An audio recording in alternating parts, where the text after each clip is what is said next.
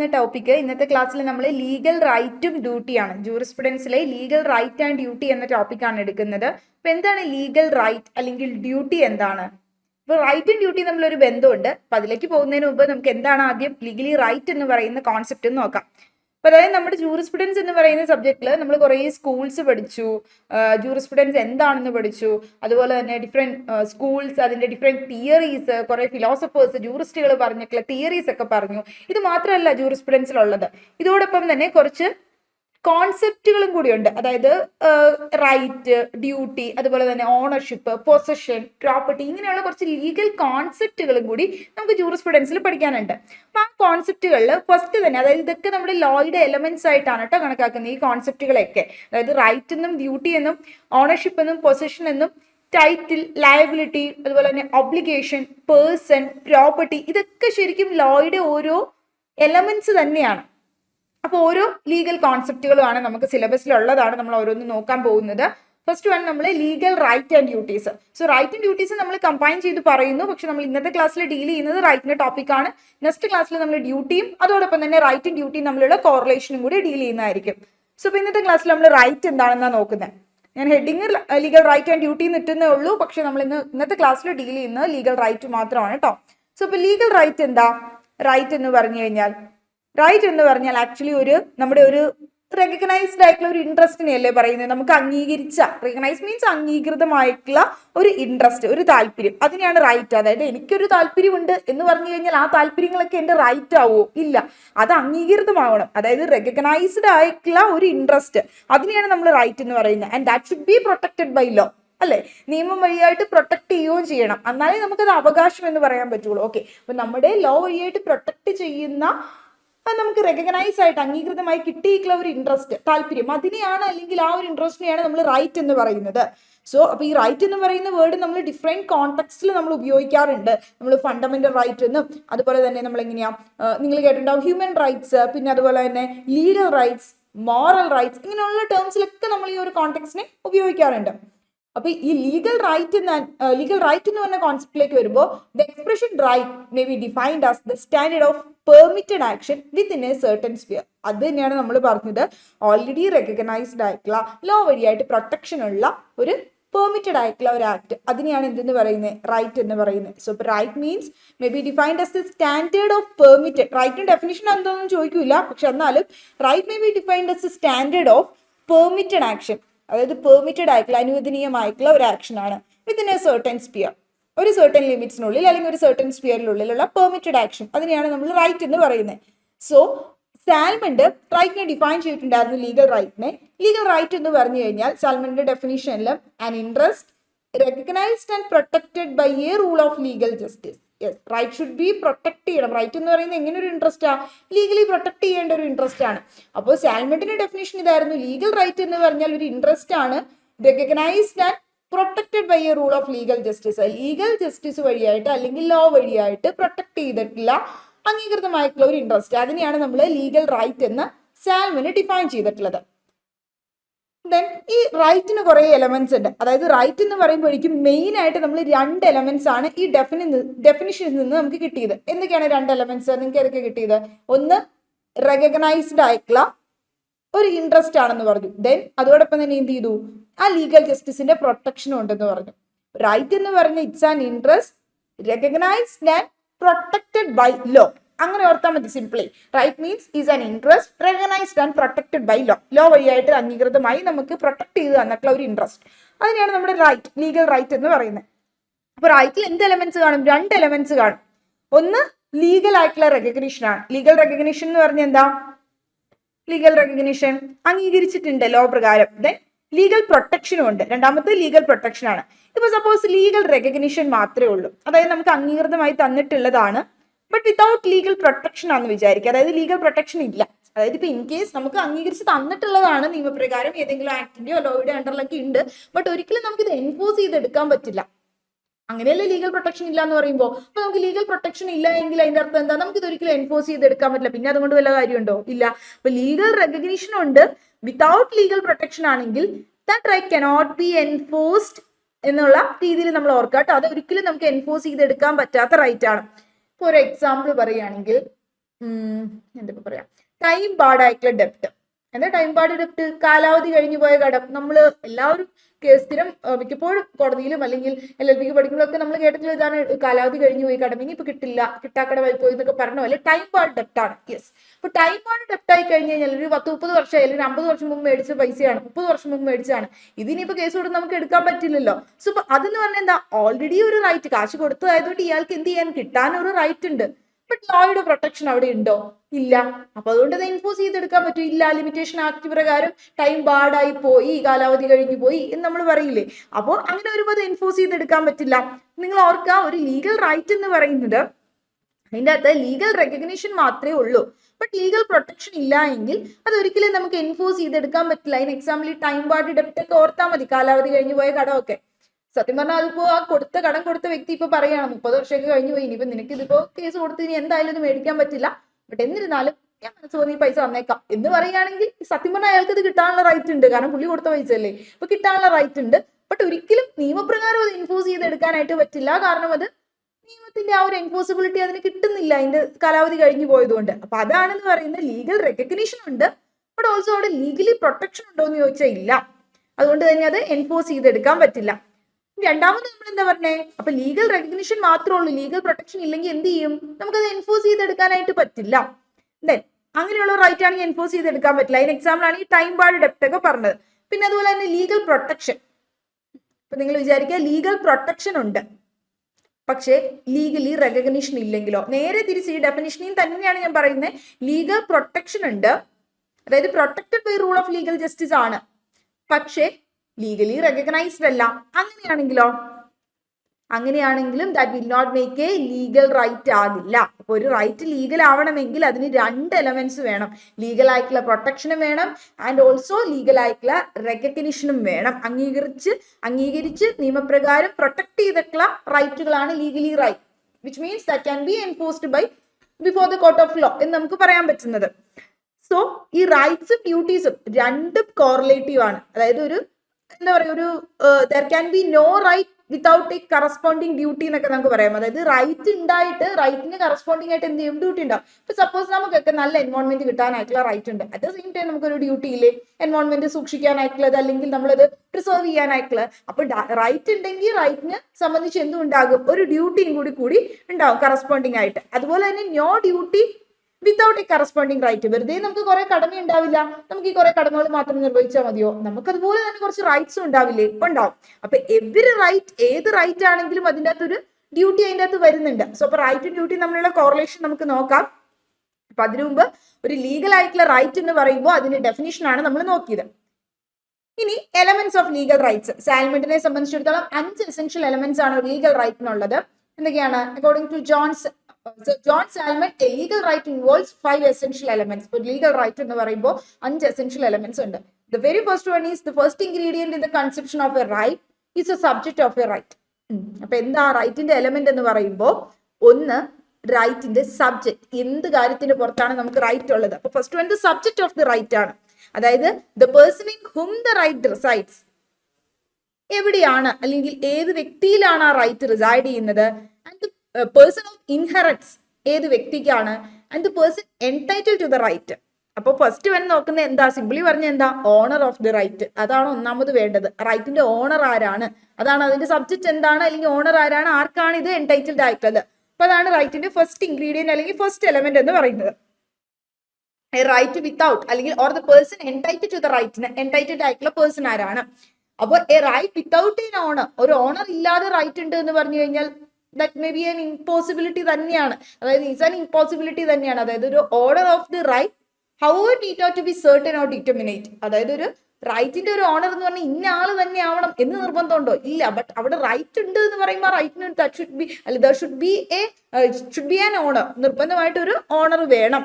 അത് സെർട്ടൈൻ ആവണമെന്നോ അല്ലെങ്കിൽ ഡിറ്റർമിനേറ്റ് ആവണമെന്നോ നേരത്തെ തീരുമാനിച്ചു വെക്കണമെന്നോ ഒന്നുമില്ല.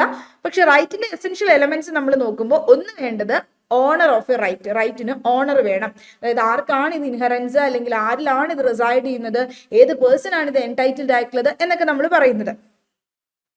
ഇനി subject of the right uncertain ആണെങ്കിലോ, റൈറ്റിന്റെ സബ്ജക്ട് അൺസർട്ടൈൻ ആണെങ്കിൽ, when for instance the owner is a person unborn. ഇപ്പൊ സപ്പോസ് വിചാരിക്കുക നമ്മൾ ഇന്ന ആളാണ് എന്ന് പറഞ്ഞിട്ടില്ല, നമ്മൾ അൺബോൺ പേഴ്സൺസിന് പ്രോപ്പർട്ടി ട്രാൻസ്ഫർ ചെയ്യും. Transfer of property I think എനിക്ക് തോന്നുന്നു നിങ്ങൾക്ക് അത് ക്ലാസ്സിൽ എടുത്തു എന്ന് തോന്നുന്നു കേട്ടോ. ട്രാൻസ്ഫർ ഓഫ് പ്രോപ്പർട്ടി ഇല്ലെങ്കിൽ എന്തായാലും നമുക്ക് പഠിക്കാനുള്ള പോർഷൻ തന്നെയാണ് ട്രാൻസ്ഫർ ഓഫ് പ്രോപ്പർട്ടി. വേറെ മാം എടുത്തു എന്ന് തോന്നുന്നു. അപ്പോൾ നിങ്ങൾ എടുത്തെങ്കിൽ നോക്കുക, അല്ലെങ്കിൽ നമ്മൾ LLB പഠിച്ചിട്ടുള്ള തന്നെയാണ് ട്രാൻസ്ഫർ പ്രോപ്പർട്ടിയിൽ അൺബോൺ പേഴ്സൺസിന് പ്രോപ്പർട്ടി ട്രാൻസ്ഫർ ചെയ്ത് വെക്കാം. എങ്ങനെയാണ് കൊടുക്കാൻ പറ്റുന്നത്? റൂൾ അഗൈൻസ്റ്റ് പെർപെച്യൂറ്റി ഒക്കെ വെച്ചിട്ട് നമ്മൾ പഠിച്ചിട്ടില്ലേ അൺബോൺ പേഴ്സണ് ട്രാൻസ്ഫർ ചെയ്യുമ്പോൾ പ്രോപ്പർട്ടി. അതായത് ഒരു ലിവിങ് പേഴ്സണ് പ്രയർ ആയിട്ടുള്ള ഒരു ഇൻട്രസ്റ്റ്, ജീവിച്ചിരിക്കുന്ന ഒരു വ്യക്തിക്ക് പ്രയർ ഇൻട്രസ്റ്റ് ക്രിയേറ്റ് ചെയ്തിട്ട് നമുക്ക് എന്ത് ചെയ്യാൻ പറ്റും? ഒരു ജനിക്കാനിരിക്കുന്ന ഒരു കുട്ടിക്ക് പ്രോപ്പർട്ടി ട്രാൻസ്ഫർ ചെയ്ത് കൊടുക്കാനായിട്ട് പറ്റുന്നതാണ്. ദെൻ കുട്ടി മേജർ ആകുമ്പോൾ ആൾക്ക് റൈറ്റ് കിട്ടും എന്നൊക്കെ പറഞ്ഞത്. അപ്പോൾ ഈ ഒരു ഓർഡർ എന്ന് പറയുന്നത് ഇപ്പൊ സപ്പോസ് ഒരു അൺബോൺ പേഴ്സൺ ആണെങ്കിൽ it is indeterminate when a right is own for instance by the society at large. അപ്പൊ റൈറ്റ് എന്ന് പറയുന്നത് എന്ത് ആവണം? സെർട്ടൈൻ ആവണമെന്നോ അല്ലെങ്കിൽ ഡിറ്റർമിനേറ്റ് ആവണമെന്നോ ഒന്നുമില്ല. ആർക്കെങ്കിലും അവിടെ ഒരു ഓണർ വേണം. അതിപ്പോ സപ്പോസ് അൺബോൺ പേഴ്സൺ ആയാലും കുഴപ്പമില്ല, ഇവിടെ ഒരു ഓണർ വേണം. അതാണ് ഫസ്റ്റ് റൈറ്റിന്റെ ലീഗൽ റൈറ്റിന്റെ എലമെന്റ് എന്ന് പറഞ്ഞാൽ ഓണർ ഓഫ് ദി റൈറ്റ്. അതായത് the person against whom the right is available, ആർക്കാണ് ഈ റൈറ്റ് അവൈലബിൾ ആയിട്ടുള്ളത് എന്നുള്ള ഒരു കാര്യം. രണ്ടെന്താണ് വേണ്ടത്? എ പേഴ്സൺ അഗൈൻസ്റ്റ് ഹും, അതാണ് നമ്മൾ പറയുന്നത് a person against whom the right avails. അപ്പോൾ ഫസ്റ്റ് നമ്മൾ പറഞ്ഞത് ആർക്കാണ് റൈറ്റ് അവൈലബിൾ ആയിട്ടുള്ളത്, അതായത് റൈറ്റിന്റെ ഓണർ ആരാണ്. ഇനി ആർക്ക് എഗിനിസ്റ്റ് ആണ് നമുക്ക് ആ റൈറ്റ് അവൈലബിൾ ആയിട്ടുള്ളത്. അപ്പൊ എനിക്കൊരു റൈറ്റ് ഉണ്ട്, റൈറ്റിന്റെ ഓണർ ഞാനാണ്. എനിക്ക് ആർക്ക് എഗിനിസ്റ്റ് ആണ് ഈ റൈറ്റ് ഉള്ളത്? സ്റ്റേറ്റിന് അഗനിസ്റ്റ് ആണോ അല്ലെങ്കിൽ ഇന്ന പേഴ്സൺ അഗനിസ്റ്റ് ആണോ? അപ്പൊ എന്ത് ആർക്ക് അഗനിസ്റ്റ് ആണ് എനിക്ക് റൈറ്റ് ഉള്ളത്? അപ്പൊ അതാണ് റൈറ്റിന്റെ രണ്ടാമത്തെ എലമെന്റ് എന്ന് പറഞ്ഞാൽ. അപ്പോൾ റൈറ്റിന്റെ എലമെന്റുകളായിട്ട് സാൽമണ്ട് പറയുന്നത് 5 എലമെന്റ്സ് ആണ്. First one owner of the right. അത് സെർട്ടൈൻ ആവണമെന്നോ ഡിറ്റർമിനേറ്റ് ആവണമെന്നോ ഒന്നുമില്ല. അൺബോൺ പേഴ്സൺ ആണെങ്കിലും മതി, അൺസെർട്ടൈൻ പേഴ്സൺ ആണെങ്കിലും കുഴപ്പമില്ല. അവിടെ ഒരാൾ വേണം എന്തായാലും. ഇനി അതായത് ഒരു ഓണർ വേണം റൈറ്റിന്. ഇനി റൈറ്റ് എന്ന് പറയുന്നത് അടുത്ത എലമെന്റ് ആയിട്ട് എന്താ വരുന്നത് ലീഗൽ റൈറ്റില്? ആർക്ക് എഗനിസ്റ്റ് ആണ് നമുക്ക് ഈ റൈറ്റ് അവൈലബിൾ ആയിട്ടുള്ളത്? A person against whom the right avails. ആർക്ക് എഗനിസ്റ്റ് ആണ് ഈ റൈറ്റ് അവൈൽ ആയിട്ടുള്ളത്?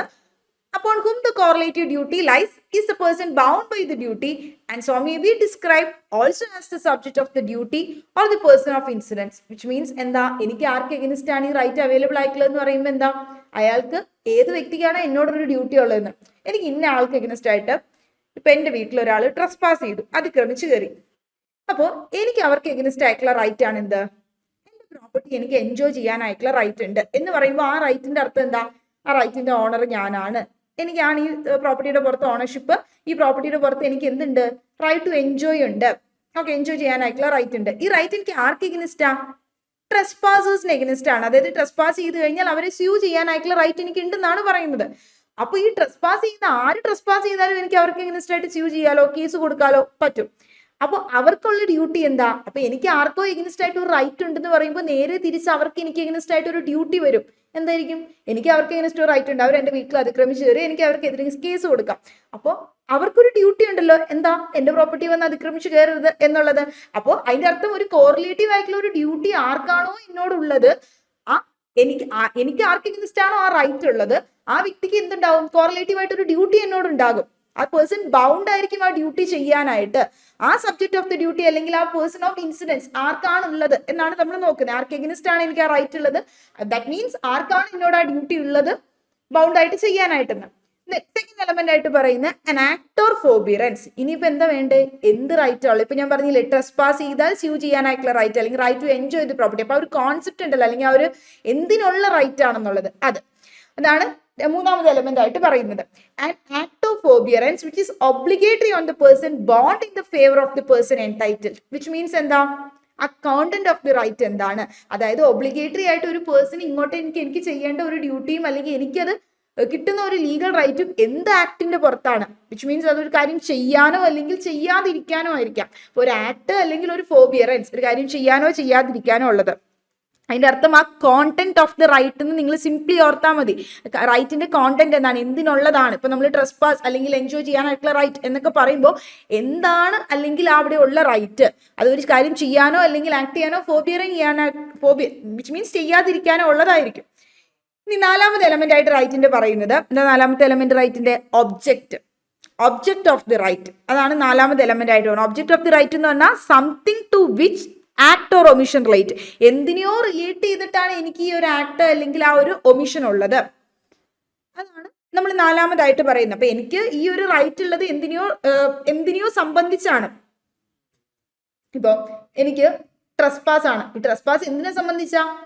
ആ ഒരു റൈറ്റ് നോട്ട് ടു ട്രസ്പാസ്, മറ്റൊരാളുടെ പ്രോപ്പർട്ടി ട്രസ്പാസ് ചെയ്യുന്ന ഒരു ഡ്യൂട്ടി ഉണ്ട്, അയാൾക്ക് എന്തുണ്ട്, അയാളുടെ പ്രോപ്പർട്ടി എൻജോയ് ചെയ്യാൻ പറ്റും, ട്രസ്പാസ് ചെയ്താൽ സ്യൂട്ട് കൊടുക്കാനും പറ്റും എന്ന് നമ്മൾ പറഞ്ഞല്ലോ. അപ്പൊ അങ്ങനെയാണെങ്കിൽ ഈ റൈറ്റ് എന്തിനെ സംബന്ധിച്ചാ, ഗുഡ്സിനെ സംബന്ധിച്ച്, സാധനങ്ങളെ സംബന്ധിച്ചാകാം, പ്രോപ്പർട്ടിനെ സംബന്ധിച്ചാകാം. അതിപ്പോ പ്രോപ്പർട്ടിയെ സംബന്ധിച്ചാണെങ്കിൽ that is the object of the right. അപ്പോൾ ഈ ഫോർത്ത് എലമെന്റ് എന്ന് പറയുന്നത് നമ്മൾ ഉദ്ദേശിക്കുന്ന ആ ലീഗൽ റൈറ്റിന്റെ കോൺസെപ്റ്റ് ആയിട്ട് നാലാമത്തെ എലമെന്റ് ആയിട്ട് വന്ന ഒബ്ജക്ട് ഓഫ് ദി റൈറ്റ്, അല്ലെങ്കിൽ the thing over which the right is exercised. ഏത് തിങ്ങിന്റെ പുറത്താണോ അല്ലെങ്കിൽ എന്ത് കാര്യത്തിന്റെ പുറത്താണോ എനിക്ക് ഈ റൈറ്റ് എക്സസൈസ് ചെയ്യുന്നത്, അതിനെയാണ് നമ്മൾ നാലാമത്തെ എലമെന്റ് ആയിട്ട് പറയുന്നത്. ഒരുപാട് സ്ട്രെസ് കൊടുത്ത് പഠിക്കണമെന്നില്ല, കാര്യം ഷോർട്ടാക്കി പഠിച്ചാൽ മതി. ഞാൻ സമ്മപ്പ് ചെയ്യാം ലാസ്റ്റ്. ദെൻ അഞ്ചാമത്തെ എലമെന്റ് ആയിട്ട് പറയുന്നത്, ഫിഫ്ത്ത് എലമെന്റ് ആയിട്ട് അല്ലെങ്കിൽ ലാസ്റ്റ് എലമെന്റ് ആയിട്ട് പറയുന്നത് ലീഗൽ റൈറ്റിന്റെ ടൈറ്റിൽ. അതിന്റെ പുറത്തുള്ള ടൈറ്റിൽ എന്താണ്, അതായത് the event by which the right has become vested in the owner. ഏത് പ്രവൃത്തി വഴി അല്ലെങ്കിൽ എന്ത് ഇവന്റ് വഴിയായിട്ടാണ് ഈ റൈറ്റ് ആക്ച്വൽ ഓണേഴ്സിന്റെ കയ്യിൽ വെസ്റ്റഡ് ആയത് എന്ന് പറയുന്നതാണ് ഫിഫ്ത്ത് എലമെന്റ് അല്ലെങ്കിൽ ലാസ്റ്റ് എലമെന്റ് ആയിട്ട് സാൽമണ്ട് പറയുന്നത്. അപ്പൊ നിങ്ങൾ ഓർക്കേണ്ട ഇത്രേ ഉള്ളൂ, 5 എലമെന്റുകൾ ലീഗൽ ആയിട്ടുള്ള റൈറ്റ്സിന് ഉണ്ട്. ഒരു ലീഗൽ റൈറ്റിന് 5 എലമെന്റ്സ് ഉണ്ട്. First one owner of the right, second one person against whom the right is available, മൂന്നാമത്തത് കോണ്ടന്റ് ഓഫ് ദി റൈറ്റ്, അതായത് ആക്ട് അല്ലെങ്കിൽ ഒരു ഫോർബിയറൻസ് ആകാം, 4 ഒബ്ജക്റ്റ് എന്ന് പറഞ്ഞാൽ something to which the act അല്ലെങ്കിൽ ആ ഒമിഷൻ റിലേറ്റ് ചെയ്യുന്ന എന്തിനെ സംബന്ധിച്ചാണ് അതുള്ളത്, 5ാമത്തെ ടൈറ്റിൽ. ഇങ്ങനെ 5 എലമെന്റ്സ് ആണ് ഒരു ലീഗൽ റൈറ്റിനുള്ളതായിട്ട് സാൽമണ്ട് പറഞ്ഞിട്ടുള്ളത്. ഇനി അതിൻ്റെ ഒരു ഇല്ലിസ്ട്രേഷൻ ഉണ്ട്, ആ ഇല്ലിസ്ട്രേഷൻ നമുക്ക് നോക്കാം. അപ്പൊ ഇല്ലിസ്ട്രേഷനിൽ വരുമ്പോൾ suppose a testator leaves a gold ring to the legatee. അപ്പോൾ ഒരു ടെസ്റ്റേറ്റർ, അതായത് വിച്ച് മീൻസ് ഒരു വില്ല് എഴുതുന്ന ആളെയാണല്ലോ നമ്മൾ ടെസ്റ്റേറ്റർ എന്ന് പറയുന്നത്. ആർക്കാണോ ഫേവർ ആയിട്ട് എഴുതുന്ന ആളെ ലെഗറ്റീവ് എന്ന് പറയും.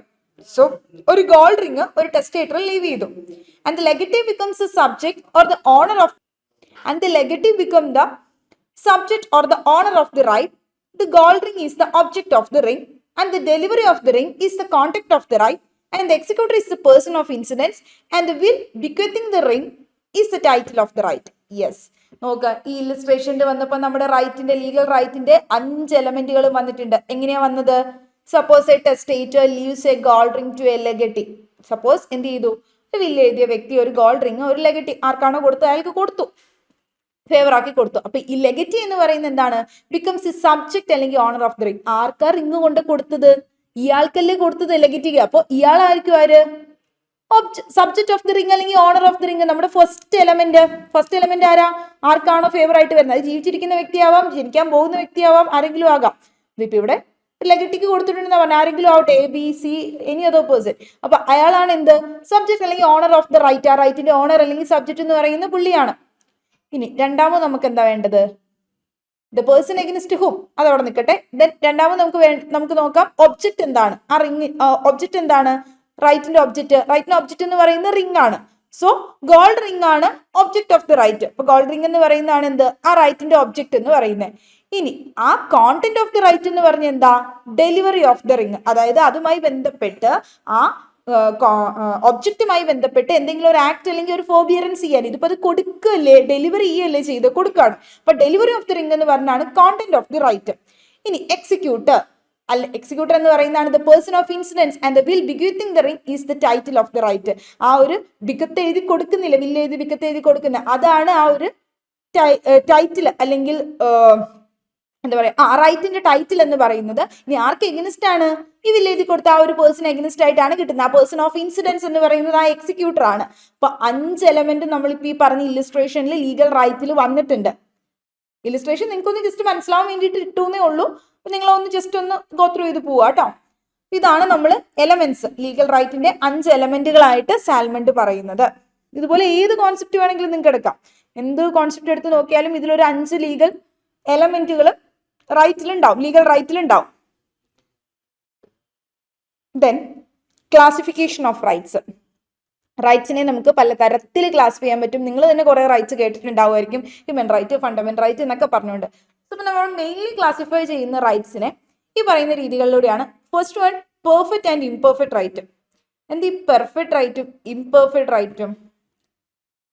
ഇതാണ് ഫസ്റ്റ് കാറ്റഗറി ആയിട്ട് പറയുന്നത് കേട്ടോ.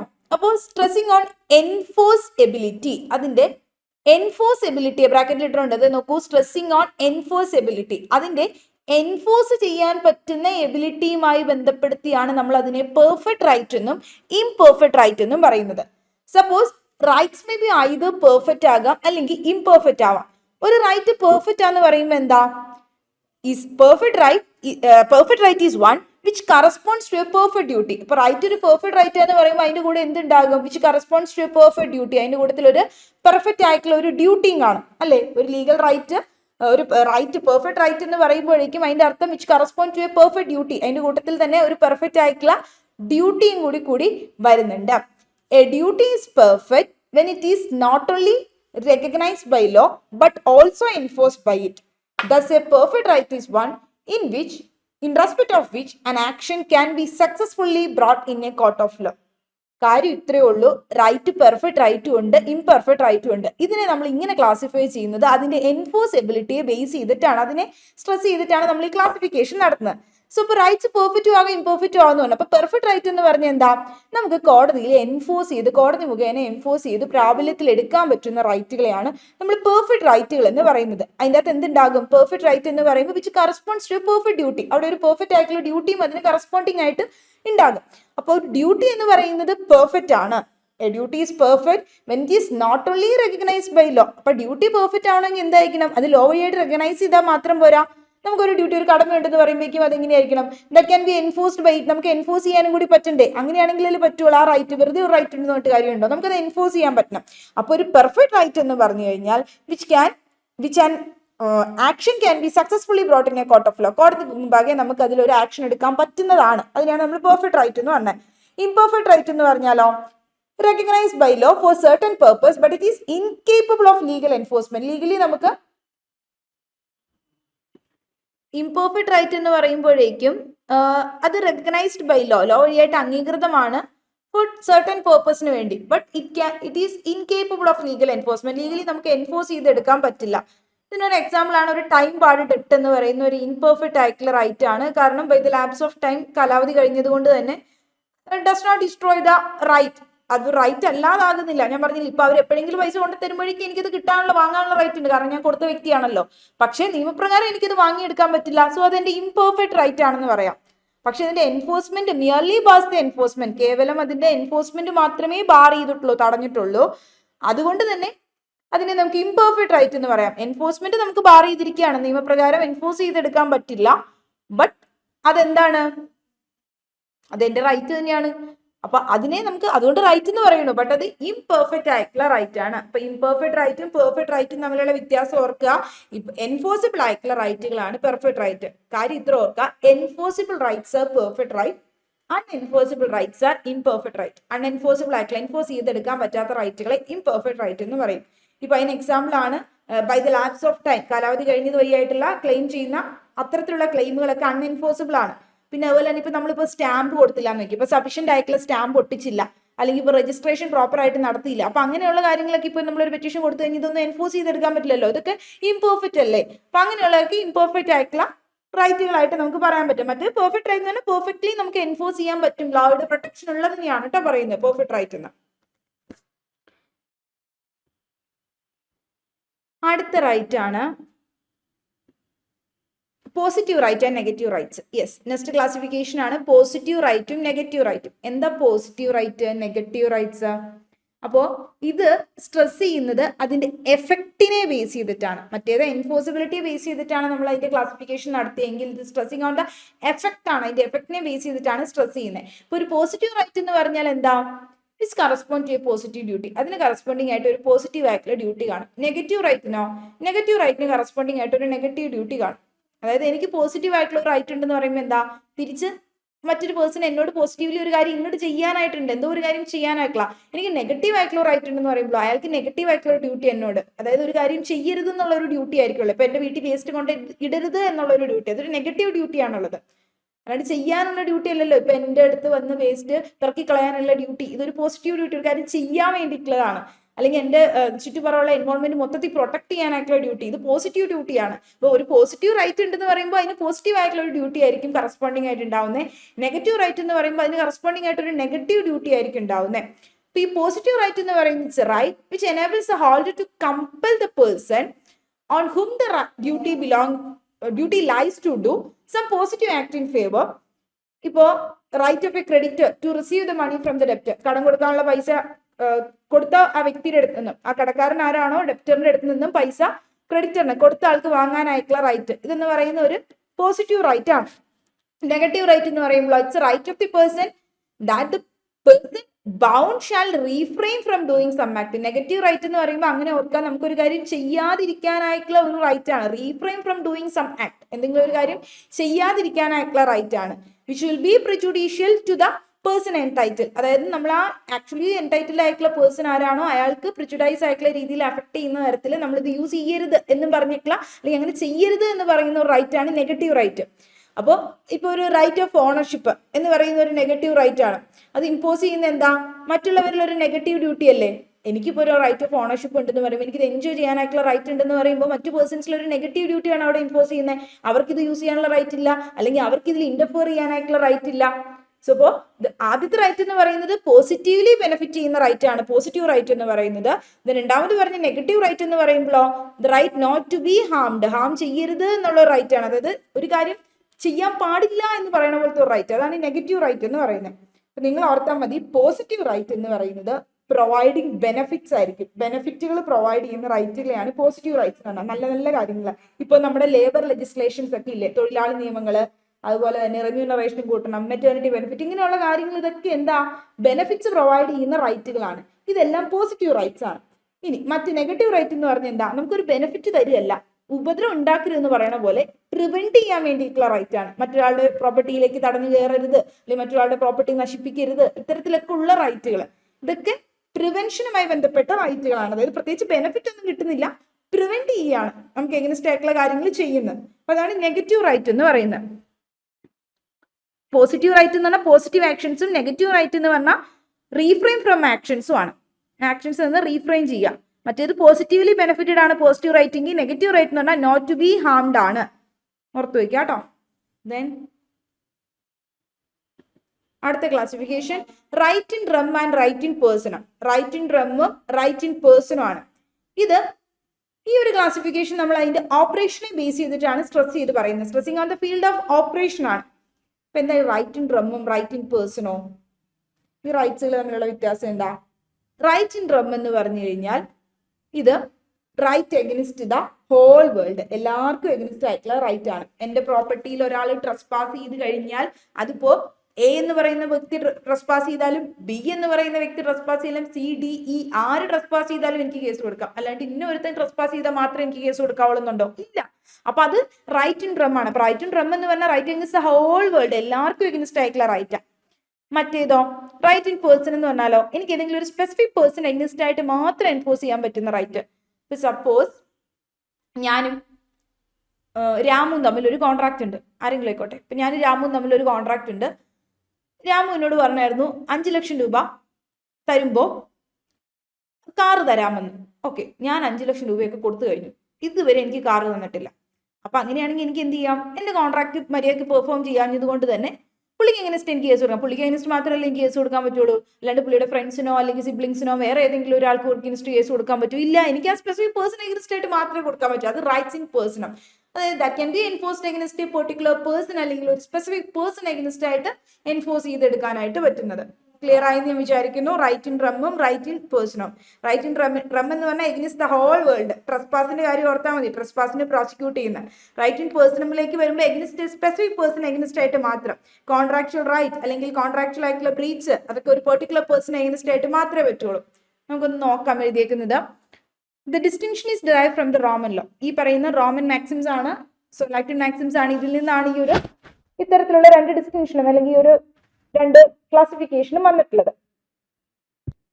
ഓക്കെ, അപ്പൊ എന്താണ് റൈറ്റ് ഇൻ റം? ഇത് രണ്ടും നമ്മൾ റോമൻ ലോയിൽ നിന്നാണ് ഡിറൈവ് ചെയ്തതെന്ന് പറഞ്ഞു. ഇപ്പൊ right in rem is one which is available against the whole world, മുഴുവനായിട്ടും എല്ലാവർക്കും എഗനിസ്റ്റ് ആയിട്ട് നമുക്ക് കിട്ടുന്ന ഒരു റൈറ്റ് ആണ്. Right in personam is one which is available against the particular persons only, അവർക്ക് എഗനിസ്റ്റ് ആയിട്ട് മാത്രമേ കിട്ടുള്ളൂ. For instance the right of the ownership of a property, നമുക്കൊരു പ്രോപ്പർട്ടിയുടെ പുറത്തൊരു ഓണർഷിപ്പ് ഉണ്ട് എന്ന് പറയും, ഓണർഷിപ്പ് റൈറ്റ് ഉണ്ടെന്ന് പറയുമ്പോൾ which is available against the whole world at large. ആരൊക്കെ എഗനിസ്റ്റ് ആയിട്ട് എന്റെ പ്രോപ്പർട്ടിക്ക് എഗനിസ്റ്റ് ആയിട്ട് ഇവർക്കാണ് അവകാശം എന്ന് പറഞ്ഞു വന്നാലും അവർക്കൊക്കെ എഗനിസ്റ്റ് എനിക്ക് എന്ത് ചെയ്യാം, പറയാം, ഇത് എന്റെ പ്രോപ്പർട്ടിയാണ്, എനിക്കാണ് ഇതിന്റെ പുറത്ത് ഓണർഷിപ്പ് ഉള്ളതെന്ന്. അതിപ്പോ ഇവൻ വന്നാൽ മാത്രമാണ്, ഇവൻ വന്ന് ഈ പ്രോപ്പർട്ടിയിൽ അനധികൃതമായിട്ട് എന്ത് ചെയ്യുന്നു, അല്ലെങ്കിൽ ഇവൻ വന്ന് ഇത് ക്ലെയിം ചെയ്താൽ മാത്രമേ കൊടുക്കാവുള്ളൂ, ഇല്ല അവൻ വന്നാൽ കൊടുക്കാൻ പാടില്ല എന്നുണ്ടോ? ഇല്ല, ആര് വന്നാലും കൊടുക്കാം. അപ്പൊ right of ownership of property എന്ന് പറയുന്നത് available against the world at large ആണ്. So everybody else is under a duty. അവർക്കൊക്കെ ഒരു ഡ്യൂട്ടി ഉണ്ട്, not to interfere with the owner's use and enjoyment of the property. ഓണറിന്റെ ആ ഒരു use അല്ലെങ്കിൽ ആ ഒരു ഓണറിന്റെ enjoyment of the property interfere ചെയ്യരുത് എന്നുള്ളത് അതൊരു റൈറ്റ് ഇൻ റം ആണ്. അതായത് ഹോൾ വേൾഡിന് എഗൻസ്റ്റ് ആയിട്ടുള്ള റൈറ്റ് ആണ്. ആര് ഇന്റർഫിയർ ചെയ്താലും എനിക്ക് കേസ് കൊടുക്കാൻ പറ്റും. On the other hand and right to return the ഡെപ്റ്റ്. എനിക്ക് കടം കൊടുക്കാനായിട്ടുള്ള ഒരു റൈറ്റ് ഉണ്ടായിരുന്നു. ഓക്കെ, അങ്ങനെയാണെങ്കിൽ ഞാൻ ഒരാൾക്ക് കടം കൊടുത്തോളൂ, അയാളുടെ അടുത്ത് നിന്ന് കടം വാങ്ങാനുള്ള റൈറ്റ് ഉണ്ട്, പുള്ളിക്ക് എനിക്ക് തിരിച്ചു തരാനുള്ള റൈറ്റും ഉണ്ട്. Right to the return of a ഡെപ്റ്റ് is one which available in a particular person against ആയിട്ട് മാത്രമേ ഉള്ളൂ. സപ്പോസ് ആ ഡെപ്റ്ററിന് എഗനിസ്റ്റ്, എന്നോട് കടം മേടിച്ച ആൾക്ക് എഗനിസ്റ്റ് ആയിട്ട് മാത്രമേ എനിക്ക് അത് യൂസ് ചെയ്യാൻ പറ്റുള്ളൂ. അങ്ങനെയാണ് he alone is liable under a duty to respect the right of the creditor. ആ ഒരു ക്രെഡിറ്ററുമായി ബന്ധപ്പെട്ട് റൈറ്റ് എന്താണോ കൊടുക്കാനായിട്ടുള്ളത് ആ ഒരു എമൗണ്ട് അത് കിട്ടാൻ ആ ഒരു ഡെപ്റ്ററിന്റെ അടുത്ത് മാത്രമേ ആർക്കുണ്ടാവുള്ളൂ റൈറ്റ്. ഈ പറയുന്ന ക്രെഡിറ്ററിന് ഡെപ്റ്ററിനോട് മാത്രമേ, ഡെപ്റ്ററിന്റെ എഗനിസ്റ്റ് ആയിട്ട് മാത്രമേ റൈറ്റ് ഉണ്ടാവുള്ളൂ. ഡെപ്റ്ററിന് ക്രെഡിറ്ററിനോട് മാത്രമേ ഡ്യൂട്ടി ഉള്ളൂ. So hence it's a right in person എന്ന് നമുക്ക് പറയാം. റൈറ്റ് ടു റെപ്യൂട്ടേഷൻ, അതിലൊരു കൺഫ്യൂഷൻ വരുന്ന ഒരു എലമെന്റ് ആണ് ചിലപ്പോൾ റൈറ്റ് ടു റെപ്യൂട്ടേഷൻ എന്ന് പറയുന്നത്. നമ്മുടെ റെപ്യൂട്ടേഷൻ എഗനിസ്റ്റ് ആയിട്ടുള്ള റൈറ്റ്, ഇത് റൈറ്റ് ഇൻ റം ആണ്. നമ്മുടെ റെപ്യൂട്ടേഷൻ എഗനിസ്റ്റ് ആരെങ്കിലും മോശമായിട്ടൊക്കെ പറയാൻ, ഡീഫോം ചെയ്യുക, അപവാദം പറയുകയാണെങ്കിൽ ഒക്കെ ഇത് ഒരാൾ പറഞ്ഞാലാണോ കൊടുക്കാവുള്ളൂ? അല്ല, എല്ലാവരും പറഞ്ഞാൽ കൊടുക്കാൻ പറ്റും. നിങ്ങൾക്ക് അത് ക്ലിയർ ആയിരിക്കും. ഇപ്പൊ റൈറ്റ് ഇൻ റം എന്ന് പറയുന്നത്, റൈറ്റ് ടു റെപ്യൂട്ടേഷൻ എന്ന് പറയുന്നത് റൈറ്റ് ഇൻ റം ആണോ റൈറ്റ് ഇൻ പേഴ്സൺ ആണോ എന്ന് ചോദിച്ചാൽ റൈറ്റ് ഇൻ റം ആണ് കേട്ടോ. കാരണം അതോടൊപ്പം തന്നെ right to damages for defamation അതിൽ വരുന്നത് റൈറ്റ് ഇൻ പേഴ്സൺ ആണ്. അങ്ങനെ ഡാമേജസിന് വേണ്ടി കൊടുക്കുമ്പോഴോ അതൊരു പെർട്ടിക്കുലർ പേഴ്സൺ എഗനിസ്റ്റ് ആണ് കൊടുക്കുന്നത്, റൈറ്റ് ഇൻ പേഴ്സണും ആണ്. Right in personam usually arise out of കൂടുതലും കോൺട്രാക്ച്വൽ റിലേഷൻഷിപ്സ് ഒക്കെ വലിയായിട്ട് എഗ്രിമെന്റ് ത്രൂ, വണ്ടി വാങ്ങുമ്പോൾ 5 ലക്ഷം രൂപ തരാം, 5 ലക്ഷം രൂപ കൊടുക്കുമ്പോൾ വണ്ടി തരാം എന്നൊക്കെ പറഞ്ഞ എഗ്രിമെന്റ് ഇല്ലേ. സോ അങ്ങനത്തെ കാര്യങ്ങളൊക്കെ നിങ്ങൾ ഓർത്താൽ മതി. എഗ്രിമെന്റ് ത്രൂ ഒക്കെ ആയിരിക്കും മിക്കതും റൈറ്റ് ഇൻ പേഴ്സണംസ് അറൈസ് ചെയ്യുന്നത്. So a right in rem is otherwise termed as a real right. Right in റമ്മിന്റെ മറ്റൊരു പേരാണ് റിയൽ റൈറ്റ് എന്ന്. അതിന് മറ്റൊരു പേര് കൂടി അറിയപ്പെടുന്നുണ്ട് jus in rem. Jus in rem which means a right against or in respect of a thing. ഒരു തിങ്ങിന്റെ പുറത്ത് അല്ലെങ്കിൽ ഒരു പെർട്ടിക്കുലർ തിങ്ങിന് എഗനിസ്റ്റ് ആയിട്ടുള്ള ഒരു റൈറ്റ്. സോ അതിനെ സംബന്ധിച്ചുള്ള ഒരു റൈറ്റ്.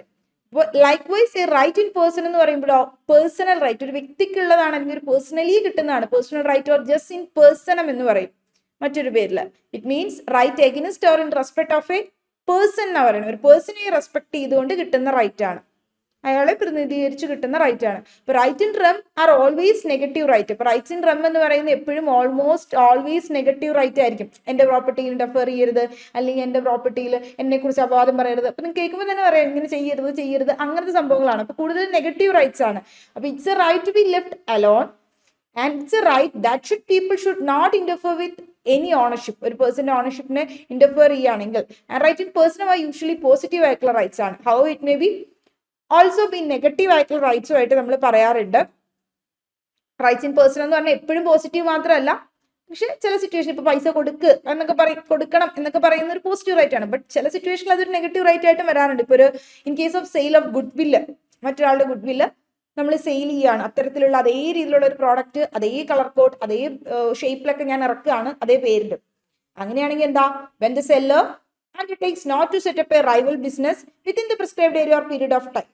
അവരുടെ ആ ഒരു റെപ്യൂട്ടേഷനെ ബാധിക്കുന്ന തരത്തിൽ അല്ലെങ്കിൽ ഗുഡ് വില്ലിനെ ബാധിക്കുന്ന തരത്തിലാണെങ്കിൽ അതൊരു പെർട്ടിക്കുലർ പേഴ്സണായി ചെയ്തെങ്കിൽ അവരാ ചെയ്യരുത് എന്ന് പറയുന്ന റൈറ്റ് അല്ലേ അത്. അപ്പൊ അതൊരു നെഗറ്റീവ് റൈറ്റ് ആയിട്ടും വരാം കേട്ടോ, റൈറ്റ് ഇൻ പേഴ്സൺ എന്നൊക്കെ പറഞ്ഞേ. അത്രയൊന്നും ഓർക്കേണ്ട കാര്യം, സിംപ്ലി മനസ്സിലാക്കി വെക്കുക. റൈറ്റ് ഇൻ എന്ന് പറയുന്നത് എഗനിസ്റ്റ് ഹോൾ വേൾഡ് ആണ്, മറ്റേത് പേഴ്സൺ എന്ന് പറയുന്നത് എഗനിസ്റ്റ് സ്പെസിഫിക് ആയിട്ടുള്ള പേഴ്സൺ ആണ്. Right over a res or a thing, അതാണ് നമ്മൾ റൈറ്റ് ഇൻ റം എന്ന് പറയുന്നത്. It's available against whole world.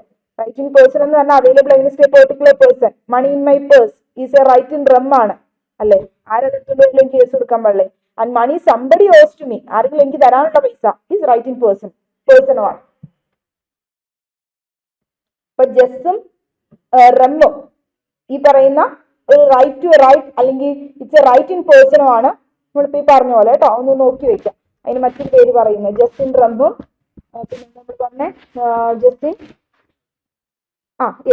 റമ്മും അതുപോലെ തന്നെ പേഴ്സണും വരുന്ന കേട്ടോ, ജസ്റ്റിൻ പേഴ്സൺ മറ്റൊരു പേരുകളാണെന്നുള്ളത്.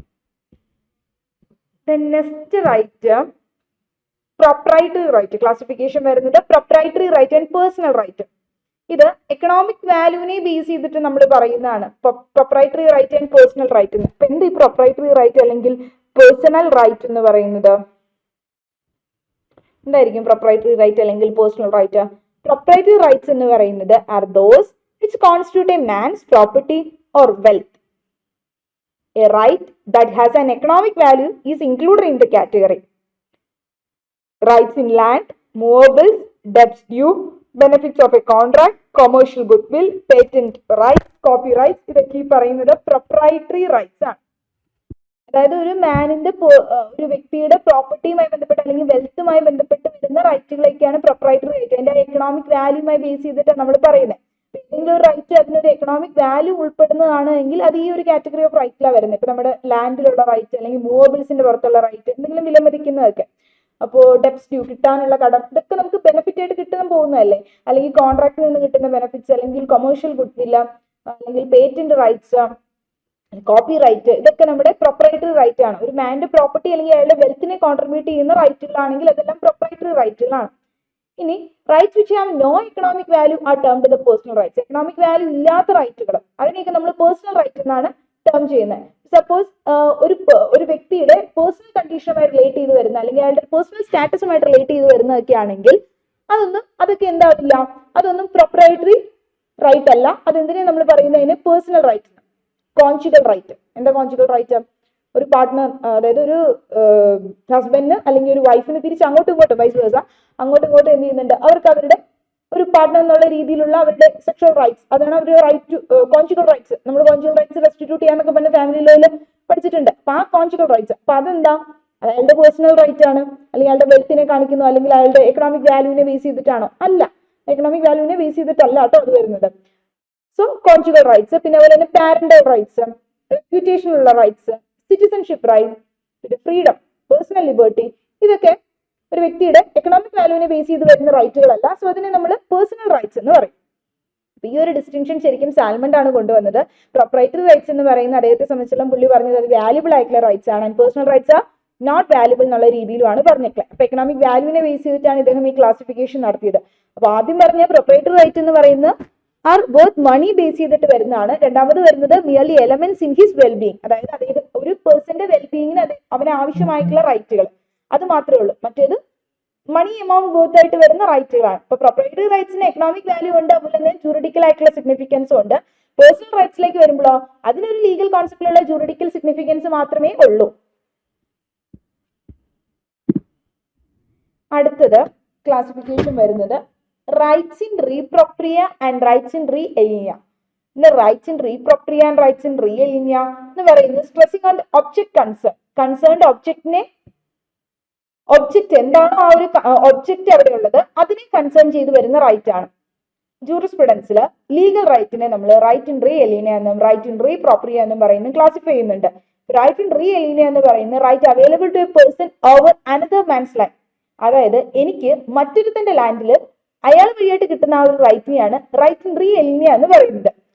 ഇപ്പൊ ഇതിന് നമുക്ക് വരാൻ പറ്റുന്ന ഈസ്മെന്റ് റൈറ്റ്, എനിക്ക് അപ്പുറത്തെ വീട്ടില് ഒരു വഴി കൂടി നടക്കാനുള്ള, മറ്റൊരാളുടെ ഭൂമിയിലൂടെ നടക്കാനായിട്ടുള്ള റൈറ്റ് ഉണ്ട് എന്ന് പറയുന്നത് ഈസ്മെന്റ് റൈറ്റ്. നമുക്ക് വഴി നടക്കാനുള്ള അവകാശമില്ലേ, ഈസ്മെന്റ് റൈറ്റ്. ആ ഈസ്മെന്റ് റൈറ്റ് എന്ന് പറയുന്നത് എന്താണ്, എനിക്ക് അങ്ങനെ ഒരു ഈസ്മെന്റ് റൈറ്റ് ഉണ്ടെന്ന് പറയുമ്പോൾ അത് മറ്റൊരാളുടെ എന്റെ അല്ല, അനദർ മാന്റെ ലാൻഡിലൂടെ എനിക്ക് കിട്ടുന്ന ഒരു റൈറ്റ് ആണ് എങ്കിൽ അതിനെ നമുക്ക് എന്ന് പറയാം റൈറ്റ് ഇൻ റീ എലിനിയ എന്നാണ് പറയുന്നത്. അപ്പൊ അതിന് ഈസ്മെന്റ് റൈറ്റ് ഒരു എക്സാമ്പിൾ ആണ് കേട്ടോ. ഇപ്പൊ mister A makes a lease of his property to B. A എന്ത് ചെയ്തു, ലീസിന് കൊടുത്തു അയാളുടെ പ്രോപ്പർട്ടി ബിക്ക്. And B's right is right in re aliena. ഞാൻ എന്റെ വീട് വാടകയ്ക്ക് കൊടുത്തു എന്ന് വിചാരിക്കാം. ഒരു വ്യക്തിക്ക്, ബി എന്ന് പറയുന്ന വ്യക്തിക്ക്, അയാൾക്ക് ഈ പ്രോപ്പർട്ടിയിലുള്ള റൈറ്റ് എന്താ, റൈറ്റ് ഇൻ റീ എലിനിയ ആണ്. റീ എലിനിയ ആയതുകൊണ്ട് എന്താ, കാരണം പുള്ളിക്ക് ഞാൻ വഴിയില്ലേ പ്രോപ്പർട്ടിയിൽ റൈറ്റ്, ആക്ച്വൽ ഓണർ ഞാൻ തന്നെയാണ്, പക്ഷെ അവിടെ താമസിക്കാനുള്ള റൈറ്റ് മാത്രമേ ഉള്ളൂ. അപ്പൊ അത് റൈറ്റ് ഇൻ റീ എലിനിയ ആണ്.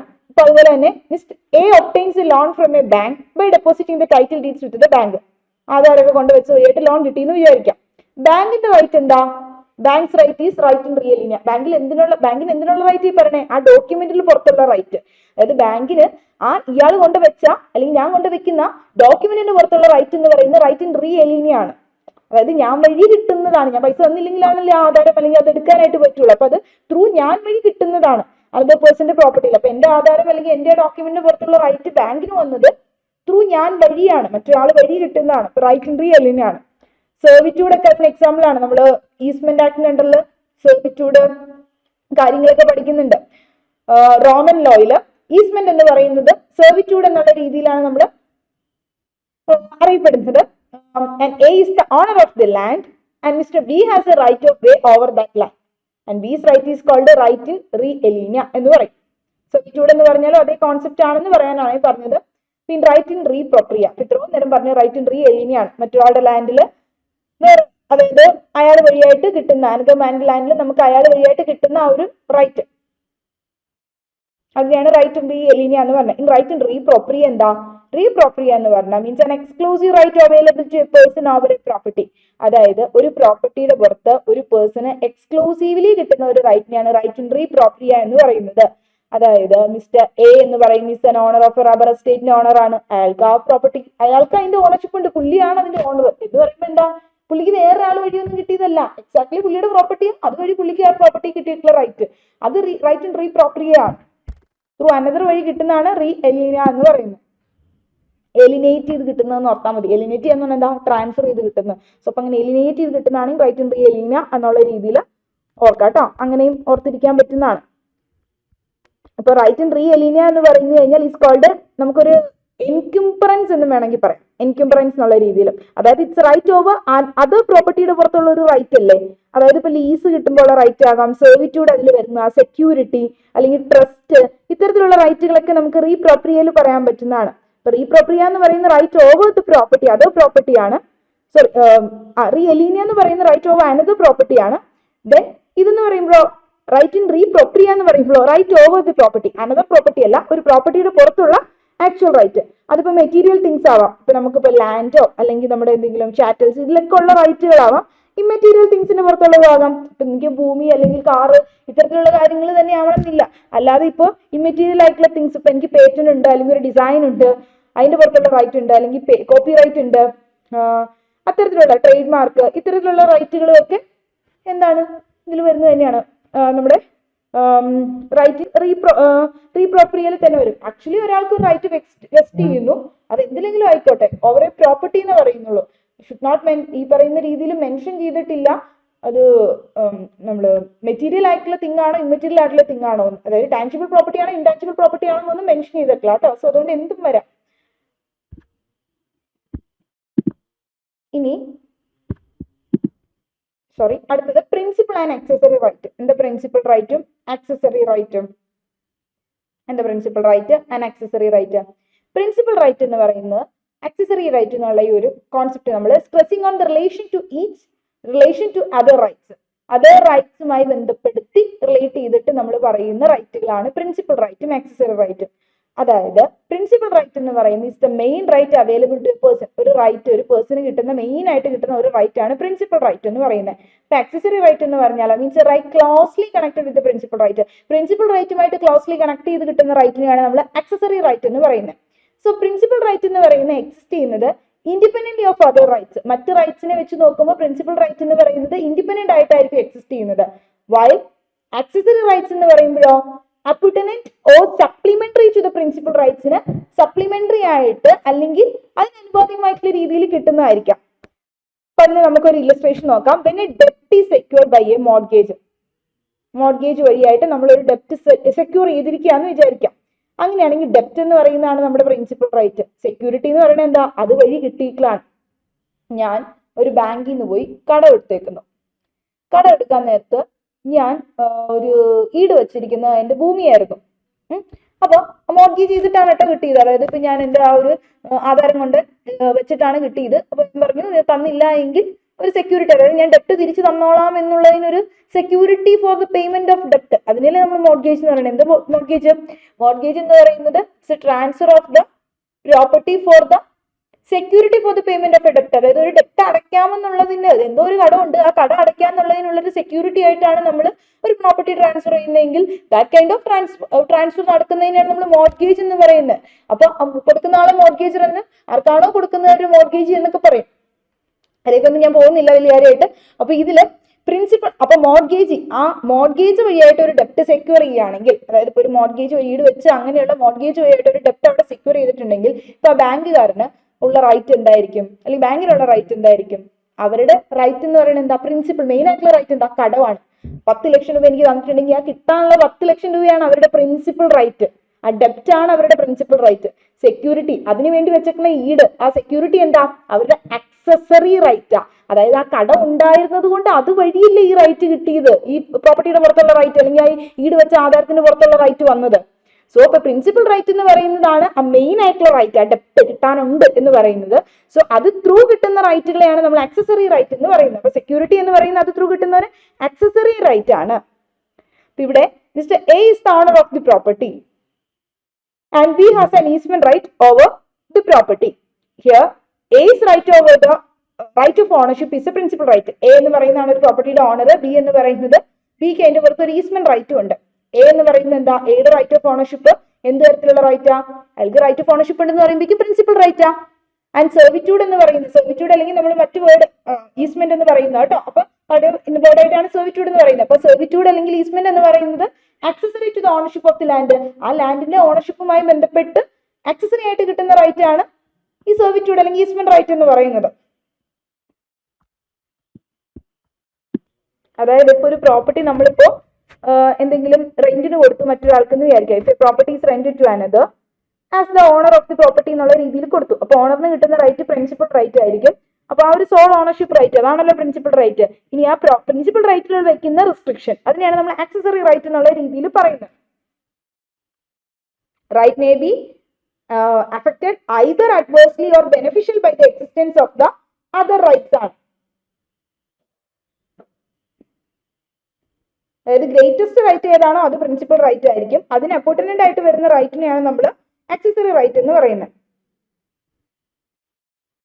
റെന്റ് അല്ലെങ്കിൽ അതിന്റെ ടേംസ് ഓഫ് ലീസ് എന്നൊക്കെ പറയുമ്പോൾ ആക്സസറി റൈറ്റ് ആണ് കേട്ടോ. ലാൻഡ് ലോഡിന്റെ ആ ഒരു ഓണർഷിപ്പ് ഓഫ് ദി പ്രോപ്പർട്ടിയുടെ പുറത്തുള്ള ആക്സസറി റൈറ്റ് ആണ് റെന്റും മറ്റു ടേംസ് ഓഫ് ലീസ് ഒക്കെ വരുന്നത്. ഇനി അടുത്ത റൈറ്റ് ആണ് legal right and equitable right. എന്താ ലീഗൽ റൈറ്റും ഇക്വിറ്റബിൾ റൈറ്റും? So the distinction between the legal right and equitable right, legal right equitable right എന്നുള്ള ഒരു distinction that originates from the distinction between law and equity. ലോയും ഇക്വിറ്റിയും തമ്മിലുള്ള ഡിസ്റ്റിങ്ഷനിൽ നിന്നാണ് legal right equitable right എന്നുള്ള ഒരു distinction വന്നിട്ടുള്ളത്. ഇംഗ്ലണ്ടിൽ there were formerly two systems of law administered respectively in the court of common law courts ഉണ്ടായിരുന്നു, അതുപോലെ തന്നെ chancery കോർട്ടും ഉണ്ടായിരുന്നു. Rights protected by the common law കോടതികൾ പ്രൊട്ടക്ട് ചെയ്യുന്ന റൈറ്റ്സുകളെ ലീഗൽ റൈറ്റ്സ് എന്നും ചാൻസറി കോടതികൾ പ്രൊട്ടക്ട് ചെയ്യുന്ന റൈറ്റുകളെ ഇക്വിറ്റബിൾ റൈറ്റും എന്നുമാണ് അറിയപ്പെട്ടുകൊണ്ടിരുന്നത്. അപ്പൊ ഈ ഇക്വിറ്റി റൈറ്റ് എന്ന് പറയുന്നത് കോൺസ്റ്റിറ്റ്യൂട്ട് ചെയ്യുന്നത് ഫോർ ദ പർപ്പസ് ഓഫ് അവിടെ ഒരു ഇക്വിറ്റി പ്രിൻസിപ്പിൾസിനെ ബേസ് ചെയ്തിട്ട് എഴുതപ്പെട്ടുള്ള പ്രിൻസിപ്പിൾ ഒന്നും അല്ല, ജസ്റ്റിസ് അല്ലെങ്കിൽ ഇക്വിറ്റി, ഗുഡ് കോൺഷ്യസ്നസ്, അവബോധം അതിനെയൊക്കെ ബേസ് ചെയ്ത് വരുന്നതാണ് ഇക്വിറ്റി കോർട്സ് എന്ന് പറയുന്നത്. അതിനെ ബേസ് ചെയ്ത് വരുന്നതാണ്. അതായത് ഇപ്പോൾ ഒരു ടൈം ബാർഡായിട്ടുള്ള ഒരു ഡെപ്റ്റ് കാലാവധി കഴിഞ്ഞ് പോയ ഒരു കടമാണെങ്കിലും ക്രെഡിറ്ററിന്റെ റെമഡി എന്താണ്? അവിടെ നഷ്ടപ്പെടും. അതായത് ക്രെഡിറ്ററിന് അവിടെ നഷ്ടം സംഭവിക്കുകയല്ലേ ചെയ്യുന്നത്.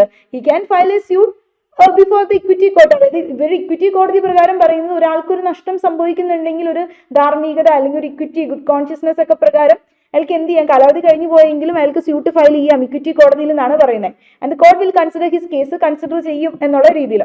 അൺഫോർച്ചുനേറ്റ്ലി ഇംഗ്ലണ്ടിലെ ഇക്വിറ്റി കോർട്സ് എന്ന് പറയുന്നത് നമ്മൾ അബോളിഷ് ചെയ്തിട്ടുണ്ട്. ഏത് പ്രകാരം? എനാക്ട്മെന്റ് ഓഫ് ജുഡിക്കേച്ചർ ആക്ട് 1873 ആൻഡ് 1875 പ്രകാരം ഒക്കെ ഈ സംഭവം എടുത്തു കളഞ്ഞു. അത് പ്രകാരമാണ് നമ്മൾ ഇക്വിറ്റബിൾ റൈറ്റ്സ് എന്ന് പറയുന്നത്. ഇക്വിറ്റി കോർട്സ് ത്രൂ എൻഫോഴ്സ് ചെയ്ത് കിട്ടുന്ന റൈറ്റ്സുകളെയായിരുന്നു ഇക്വിറ്റബിൾ റൈറ്റ്സ് എന്ന് പറഞ്ഞു. ഇപ്പൊ ഈ പറഞ്ഞ കടത്തിന്റെ കാര്യം ഓർത്താൽ മതി. ആക്ച്വലി നമുക്ക് പറ്റില്ല, എൻഫോഴ്സിബിലിറ്റി ഇല്ല, എന്നാൽ പോലും ഇക്വിറ്റി കോടതികൾ വഴിയായിട്ട് പറ്റുമായിരുന്നു. ആ സാധനം ഇപ്പൊ ഇല്ല, അത് കളഞ്ഞു കേട്ടോ. ഇക്വിറ്റി കോടതികളില്ല ഇന്ത്യയിൽ. നമ്മൾ ഇംഗ്ലണ്ടിലെ കാര്യമാണ് പറഞ്ഞത്. ഇന്ത്യയിലേക്ക് വരുമ്പോൾ however there had never been such a division of law and equity എന്നുള്ള രീതിയിൽ അല്ലെങ്കിൽ ലീഗൽ ആൻഡ് ഇക്വിറ്റബിൾ റൈറ്റ്സ് എന്ന് പറഞ്ഞുകൊണ്ട് ഒരു ഡിവിഷൻ നമുക്ക് ഇന്ത്യയിൽ ഇല്ല. അപ്പൊ ഇക്വിറ്റബിൾ റൈറ്റ്സ് എന്ന് പറയുന്നത് ഇംഗ്ലീഷ് ലീഗൽ സിസ്റ്റത്തിന്റെ ഒരു ക്രിയേഷൻ ആണ്. ആക്ച്വലി ഇന്ത്യയിൽ certain റൂൾസ് ഓഫ് ഇക്വിറ്റി നമ്മൾ ഫോളോ ചെയ്യുന്നുണ്ട്. അതായത് ഇപ്പോൾ ഒരു പാർട്ട് ഓഫ് സം സ്റ്റാറ്റ്യൂട്ടിന്റെ ഭാഗമായിട്ട് നമ്മൾ ഇക്വിറ്റി പ്രിൻസിപ്പിൾസ് നമ്മൾ ഫോളോ ചെയ്യുന്നുണ്ട്. അല്ലെങ്കിൽ നമ്മുടെ ഒരു കോൺഷ്യസ്നസ്, അവബോധത്തിന്റെ ഒക്കെ ഭാഗമായിട്ട് നമ്മുടെ നാച്ചുറൽ ജസ്റ്റിസ് പ്രിൻസിപ്പിൾസ് ഒക്കെ ഇല്ലേ, അഡ്മിനിസ്ട്രേറ്റീവ് ലോ എടുക്കുമ്പോൾ നമുക്ക് എടുക്കാം. ഓഡിയൽറ്ററും പാട്ടും അത്തരത്തിലുള്ള കുറച്ച് പ്രിൻസിപ്പിൾസ് ഒക്കെ നമ്മൾ ഫോളോ ചെയ്യുന്നുണ്ട്. നോട്ട് റിട്ടൺ എനിവർ, ബട്ട് നമ്മൾ ഫോളോ ചെയ്യുന്നത് തന്നെയാണ്. നമ്മുടെ ട്രൈബ്യൂണലുകളൊക്കെ ഫംഗ്ഷൻ ചെയ്യുമ്പോൾ ഈ നാച്ചുറൽ ജസ്റ്റിസ് പ്രിൻസിപ്പിൾസിന്റെ ബേസിസിലായിരിക്കണം എന്ന് പറയുന്നുണ്ട്. അപ്പോൾ privy council held that the Indian law does not recognise the legal and equitable എസ്റ്റേറ്റുകൾ അല്ലെങ്കിൽ അത്തരത്തിലുള്ള റൈറ്റുകൾ റെക്കഗ്നൈസ് ചെയ്തിട്ടില്ല എന്ന് പറഞ്ഞിട്ടുണ്ട്. And therefore there can be only one owner and where the property is vested in a trustee, the owner. So legal right, equitable right എന്ന് പറയുമ്പോൾ legal rights എന്ന് പറഞ്ഞാൽ ഓർക്കേണ്ട ഇത്രേ ഉള്ളൂ. Which derive from a legal source. ഒരു legal സോഴ്സിൽ നിന്ന് നമുക്ക് ഡിറൈവ് ചെയ്ത് കിട്ടുന്ന റൈറ്റ് ആണെങ്കിൽ അതിനെ ലീഗൽ റൈറ്റ് എന്ന് പറയാം. ഇക്വിറ്റബിൾ റൈറ്റ് എന്ന് പറയുന്നതോ ഇക്വിറ്റി പ്രിൻസിപ്പിൾസ് വഴിയായിട്ട് ഗ്യാരണ്ടി ചെയ്ത് കിട്ടുന്ന റൈറ്റിനെയാണ് ഇക്വിറ്റി റൈറ്റ് എന്ന് പറയുന്നത്, ഇക്വിറ്റബിൾ റൈറ്റ് എന്ന് പറയുന്നത്. അത്ര ഓർത്തിരിക്കുക കേട്ടോ, അത് മനസ്സിലാക്കിയിരുന്നാൽ മതി എന്താണെന്നുള്ളത്. ലീഗൽ റൈറ്റ്സ് എന്ന് പറയുന്ന ഒരു അതോറിറ്റി പ്രൊവൈഡ് ചെയ്യുന്ന റൈറ്റ് ആണ്. ഇക്വിറ്റബിൾ റൈറ്റ്സ് എന്ന് പറയുന്ന നാച്ചുറലി നമുക്ക് ഇൻഹെറിറ്റ് ചെയ്ത് കിട്ടുന്ന റൈറ്റ് അല്ലെങ്കിൽ നാച്ചുറൽ റൈറ്റ്സ് എന്നൊക്കെ പറയാറുണ്ട്. പക്ഷെ ഇവിടെ ഇങ്ങനെ ഒരു ക്ലാസിഫിക്കേഷൻ നമുക്ക് ഇന്ത്യയിൽ ഇല്ല. ഇനി antecedent right and remedial right, അതിന്റെ മറ്റു പേരാണ് primary right and sanctioning right. അടുത്ത റൈറ്റ് ആണ് പ്രൈമറി റൈറ്റും അതുപോലെ തന്നെ റെമഡിയൽ റൈറ്റ്സും. നമ്മൾ മറ്റൊരു പേര് പറയുന്നതാണ് ആന്റിസിഡന്റ് ആൻഡ് അതുപോലെ തന്നെ റെമഡിയൽ റൈറ്റ് എന്ന് കേട്ടോ. Sanctioning right and primary right എന്നാണ് അറിയപ്പെടുന്നത്. അപ്പോൾ പ്രൈമറി റൈറ്റ് സെക്കൻഡറി റൈറ്റ്സ് എന്ന് കൂടി ഈ ഒരു റൈറ്റ്സിന് പേരുണ്ട്. അതെന്താണെന്ന് വെച്ചാൽ പൊള്ളോക്കാണ് ഇത്തരത്തിൽ സബ്സ്റ്റാൻറ്റീവ് ആയിട്ടുള്ള രീതിയിലും അഡ്ജക്റ്റീവ് ആയിട്ടുള്ള രീതിയിലും എന്നുള്ള റൈറ്റ്സ് എന്നും പറഞ്ഞ് ഈ ഒരു റൈറ്റ്സിന് പേര് കൊടുത്തിട്ടുള്ളത്. അതായത് പ്രൈമറി റൈറ്റ്സിനെയും റെമഡിയൽ റൈറ്റ്സിനെയും അല്ലെങ്കിൽ പ്രൈമറി റൈറ്റ്സിനെയും സാങ്ഷനിങ് റൈറ്റ്സിനെയും മറ്റൊരു പേര് പൊള്ളോക്ക് റിഫർ ചെയ്തിട്ടുണ്ടായിരുന്നത് substantive rights and adjective rights എന്നായിരുന്നു. അപ്പോൾ എപ്പോഴാണ് ഒരു right, when a right exist independently of any other right and for its own sake, എപ്പോഴാണോ റൈറ്റ് എക്സിസ്റ്റ് ചെയ്യുന്നത് ഇൻഡിപെൻഡൻ്റ്ലി ആയിട്ട് of any other right and for its own sake, അങ്ങനെയാണെങ്കിൽ it is and when another right is added to it, the right so added is known as remedial right. ഇത്രേ ഉള്ളൂ. Primary right എന്ന് പറഞ്ഞു കഴിഞ്ഞാൽ നമുക്ക് പ്രധാനമായും കിട്ടുന്ന ഒരു റൈറ്റ് ആണ് പ്രൈമറി റൈറ്റ്. ഇപ്പോൾ നമുക്ക് എന്താ പറയുക, right to perform a contract in personam, അല്ലെങ്കിൽ പറയുന്ന right not to be assault ചെയ്യരുത് മറ്റുള്ളവർ. ഇതിങ്ങനെ കുറേ റൈറ്റുകൾ ഉണ്ടെന്ന് വിചാരിക്കുക. അപ്പം ഇതൊക്കെ പ്രൈമറി റൈറ്റ് ആണ്. പ്രൈമറി റൈറ്റ് എന്ന് പറഞ്ഞാൽ നമുക്ക് എഗനിസ്റ്റ് ഓൾ പേഴ്സൺസിനും കിട്ടാം. അതായത് ഇതിൻ്റെ റമ്മും ആകാം, അതുപോലെ തന്നെ പേഴ്സണും ആകാം, ഒരു പേഴ്സൺ എഗനിസ്റ്റും ആയിട്ടും ആകാം. ആ പ്രൈമറി റൈറ്റ് ഏതെങ്കിലും വയലേറ്റ് ചെയ്ത് കഴിഞ്ഞാൽ അത് സാങ്ഷൻ ചെയ്ത് കോടതി വഴിയായിട്ട് നമുക്കത് എൻഫോഴ്സ് ചെയ്ത് കിട്ടുമ്പോൾ, അതായത് ഇപ്പം എൻ്റെ ഒരു റൈറ്റ് ഉണ്ട്, ആ റൈറ്റ് വയലേറ്റ് ചെയ്തു, അപ്പം ഞാൻ കോടതി മുഖാനെ പോയി അത് എനിക്ക് എൻഫോഴ്സ് ചെയ്ത് കിട്ടിക്കഴിഞ്ഞ് കഴിയുമ്പോഴേക്കും എന്താകും, അത് പിന്നെ സാങ്ഷനിങ് റൈറ്റ് എന്ന് നമ്മൾ അറിയപ്പെടും. അങ്ങനെയാണ് ഒരു ക്ലാസിഫിക്കേഷൻ ആയിട്ട് പറയുന്നത്. അതായത് പ്രൈമറി ആയിട്ടുള്ള റൈറ്റ് അത് സാങ്ഷൻ ചെയ്ത് കിട്ടുന്നു, റെമഡി ആയിട്ടുള്ള രീതിയിൽ നമുക്കത് സാങ്ഷൻ ചെയ്ത് കിട്ടുന്നു, റെമഡിയൽ ആയിട്ടുള്ള. അതായത് A has a right against the persons, generally വ്യക്തികളോട് എല്ലാവരോടും എക്ക് ഒരു റൈറ്റ് ഉണ്ട്, എന്ത്, that nobody has defame him, നമ്മളെ ആരും ഡിഫേം ചെയ്യരുത് എന്നുള്ള റൈറ്റ് അതായത് ആ എക്ക് ഒരു റൈറ്റ് ഉണ്ട്, എയിനെ ആരും ഡിഫേം ചെയ്യരുന്നത്. And if B has broken his duty, അത് എല്ലാവർക്കും എഗൻസ്റ്റ് ഉള്ളതല്ലേ, അല്ലെങ്കിൽ ഇവൻ മാത്രം തന്നെ ഡിഫേം ചെയ്യരുന്നല്ലോ, ആര് ഡിഫേം ചെയ്താലും അയാൾക്ക് കേസ് കൊടുക്കാം. അപ്പോൾ ബി ബ്രോക്കൺ ചെയ്യുകയാണ് അയാളുടെ ആ ഡ്യൂട്ടി എങ്കിൽ A shall have the remedial right to secure the damages, എക്ക് എന്ത് ചെയ്യാൻ പറ്റും, റെമഡിയൽ ആയിട്ടുള്ള റൈറ്റ്, മറ്റു പരിഹാരം കിട്ടും. അതായത് നോർമലി ഉള്ള ആ പ്രൈമറി റൈറ്റ് വയലേറ്റ് ചെയ്ത് കഴിഞ്ഞ് കഴിയുമ്പോഴേക്കും, അല്ലെങ്കിൽ അത് ബ്രീച്ച് ചെയ്ത് കഴിഞ്ഞ് കഴിയുമ്പോഴേക്കും അവർക്ക് ഡാമേജസ് കിട്ടാൻ വേണ്ടിയിട്ട് ആ റൈറ്റ് എന്ത് ചെയ്യും, എൻഫോഴ്സ് ചെയ്ത് എടുക്കാൻ പറ്റും ആ കോടതി മുഖേന. അങ്ങനെ കിട്ടിക്കഴിയുമ്പോഴേക്കും ആ റൈറ്റിനെ നമ്മൾ റെമഡിയൽ റൈറ്റ് അല്ലെങ്കിൽ അങ്ങനെ സാങ്ഷൻ ചെയ്ത് കിട്ടുമ്പോൾ സാങ്ഷനിങ് റൈറ്റ് എന്ന് അറിയപ്പെടുന്നു.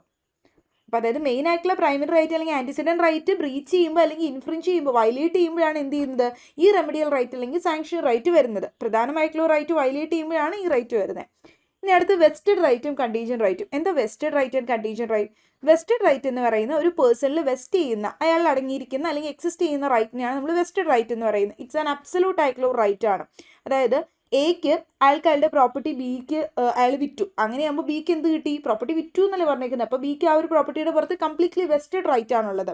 എ എന്ന് പറയുന്നത്. ഇനി കണ്ടീജന്റ് റൈറ്റ് എന്ന് പറഞ്ഞാൽ എന്താ, അബ്സലൂട്ട്ലി ഒരാൾക്ക് ഒരു പ്രോപ്പർട്ടിയുടെ പുറത്ത് റൈറ്റ് അല്ലെങ്കിൽ അയാൾക്കൊരു റൈറ്റ് ഉണ്ട്, എക്സിസ്റ്റ് ചെയ്യുന്നുണ്ടെങ്കിൽ അതിന് വെസ്റ്റഡ് ആയിട്ടില്ല, അയാൾ വെസ്റ്റ് ചെയ്യുന്നു എന്ന് പറയില്ലേ, വെസ്റ്റഡ് റൈറ്റാണ്. കണ്ടീജന്റ് റൈറ്റ് എന്ന് പറയുന്നത് ഇപ്പോൾ വില്ല് എഴുതി വെക്കുകയാണ്, എന്നിട്ട് എൻ്റെ മരണശേഷം എന്ന് പറയുന്നു. അപ്പോൾ എന്ത് ചെയ്യണം, അയാൾ മരിച്ചാലേ ഇയാൾക്ക് എന്ത് ചെയ്യുള്ളൂ, ആ ഒരു പ്രോപ്പർട്ടി കിട്ടുള്ളൂ. അപ്പോൾ ഇതൊരു കണ്ടീജന്റ് ആയിട്ടുള്ള റൈറ്റാണ്.